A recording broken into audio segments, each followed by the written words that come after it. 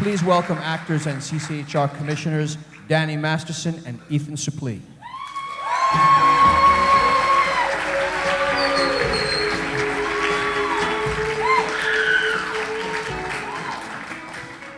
CCHR's co-founder, Dr. Thomas Szasz, a professor of psychiatry, coined the term the therapeutic state. It is defined as the marriage between government and psychiatry for social control. Dr. Szasz stated, "Although we may not know it, we have in our day witnessed the birth of the therapeutic state.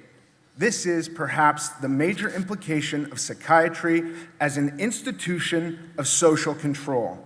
Today, the therapeutic state exercises authority and uses force in the name of health."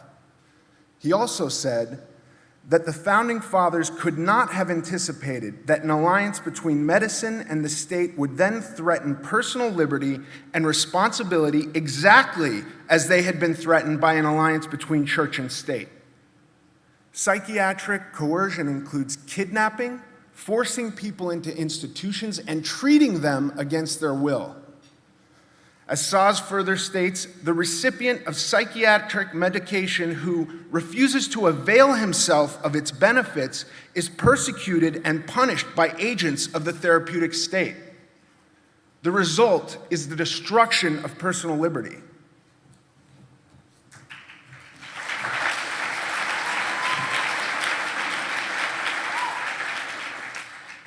Our final award winner, Maryanne Godboldo, experienced firsthand the effects of the therapeutic state when she chose to take her daughter off an antipsychotic drug.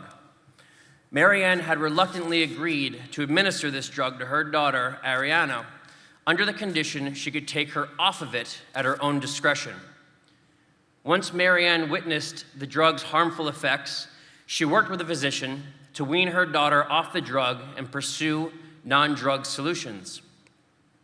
This decision, however, did not sit well with the psychiatrists advising Child Protective Services.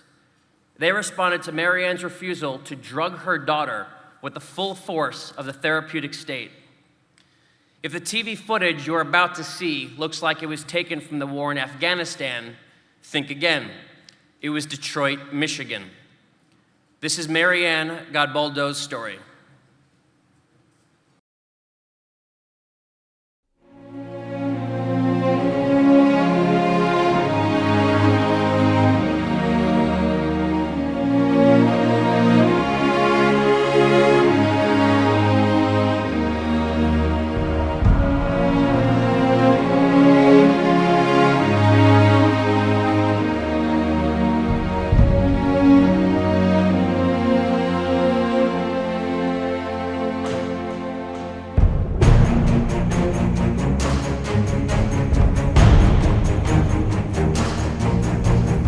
A woman has barricaded herself and her daughter inside their home. State officials came to the house to remove the daughter from the home. That's according to a family member out here on the scene. Godboldo came to the attention of Child Protective Services after she decided to stop giving her 13-year-old controversial antipsychotic medication. The mom refuses to give her daughter medication because the drugs caused her to become violent. The Department of Human Services attempted to take the child from the mother. Godboldo barricaded herself in her home, and this lasted 10 hours. Maryanne was hauled off to prison for 5 days. Ariana is now at a pediatric psychiatric facility where Godboldo claims she's being abused. Community groups have rallied on behalf of the family, saying parents should decide their children's medical treatment. A mother took the stand today defending her rights as a parent. At the heart of it is the question, who decides what the best medical care is for a child? The government or the parents? The most egregious problem with the Godboldo order is the fact that no judge reviewed the document that can change the course of a child's life. Probation officers rubber stamp presiding Judge Leslie Kim Smith's signature onto the removal orders. This is testimony that child advocates call shocking. That was a devastating, harmful drug that should not be prescribed for this child. And no one looked at that. There are a multitude of lawsuits against the pharmaceutical company of Risperdal right now. So you felt essentially they were putting poison in your daughter's body? Psychotic medication is poison. She was just trying to protect her daughter when police came to her door. It was terrifying, but I kept my composure because I knew that my daughter's life and her future was at stake. I did it because I wanted to save my child. And let me tell you, she is not giving up this fight.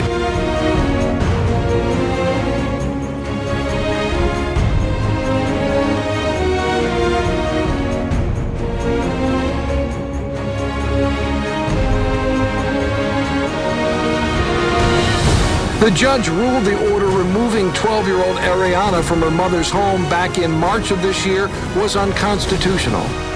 After months of fighting, Maryanne Godboldo left court with an order to finally take her daughter home. Today, the judge ruled it was a parent's job, not the state's, to oversee medication, claiming a victory for parents everywhere.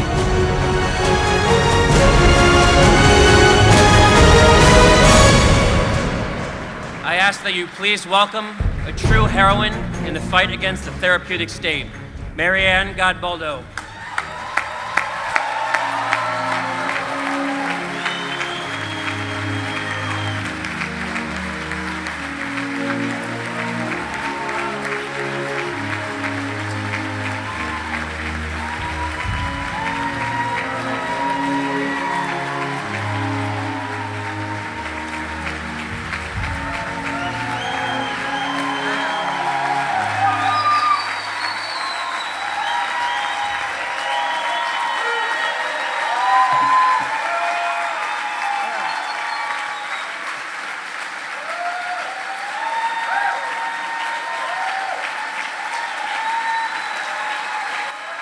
Thank you.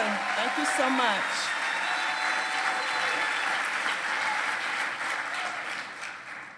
Good evening, everyone.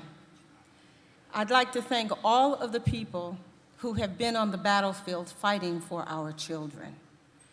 You all laid the groundwork so that I would be prepared to go into battle to save my child. I vowed that I would never let anyone harm my child under any circumstances.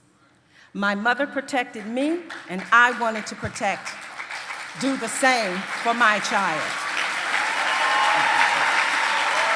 So I began to research how to legally fight Child Protective Services. The amount of helpful information I found was phenomenal. At that point, I knew I was not alone in this battle. I just had to do my part, and Ariana had to do hers, and that was to hold on. I believe that Ariana and I had to go through this to expose a dark, ugly, foul secret: the selling, kidnapping, and holding hostage, as well as the unnecessary drugging of our children. We as parents must never stop protecting our children. It is our responsibility to care for them. So we must read, research, and do whatever we must to help our children. No one is going to take better care of our children than we are. We must prepare ourselves to do so and let the Lord continue to implement His plan. I thank CCHR for thinking of me as a humanitarian, and I commend them on their outstanding accomplishments in bringing forth consciousness. I also thank my family members, Penny and Steve, Dale and Linda, Lisa, Amber and Hakeem, our friend Bill, Diane, and Eileen. I'd also like to thank our Praying Detroit community and all the national and international people and organizations for showing their love and support. I thank Hartford Memorial Baptist Church and all of the members of the Justice for Maryanne Committee. A special thanks to the outstanding attorneys, Allison Fulmar, Roger Farina, and Byron Pitts. Yes, please applaud. They have been wonderful.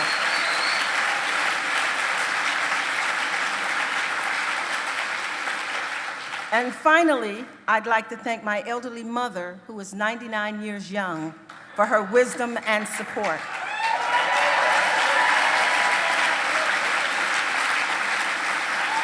Thank you so very, very much for having me here. And remember always, parents have rights. Thank you.